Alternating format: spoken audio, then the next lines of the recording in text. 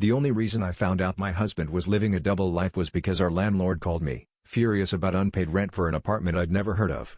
I thought it was a mistake, until he read the address, and I recognized the street from the receipts my husband sometimes crumpled in the trash. I went there, heart pounding, telling myself there'd be a logical explanation. But the second I opened the bathroom door and saw a bright pink toothbrush next to his, my legs nearly buckled. I waited, sitting on the edge of a bed that wasn't mine, staring at photos on the walls, him, smiling, with the woman whose face I'd only seen in tagged party pictures.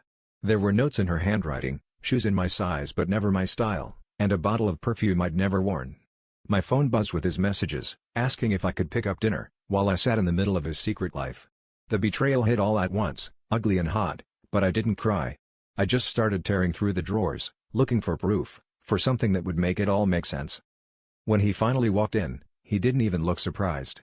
He just stared at me, mouth open, like he'd been expecting this confrontation for months. The lies started spilling out, how the other woman was just a friend, how he'd been going through something, how he never meant to hurt me. I didn't scream, I didn't throw anything, I just listened.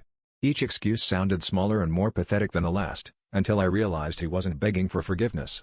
He wanted me to leave, to make the decision for both of us, so he wouldn't have to choose. The twist is, I almost did. But as I looked at him, at the man who'd built two lives because he was too weak to fix either, I felt something unexpected, relief.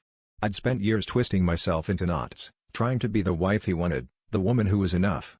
In that apartment, surrounded by evidence of his secrets, I finally understood that the betrayal wasn't about her, or even about him. It was about me, and the way I'd ignored my own unhappiness for so long. Walking out, I didn't just leave him behind, I left the version of myself who believed love was supposed to hurt this much.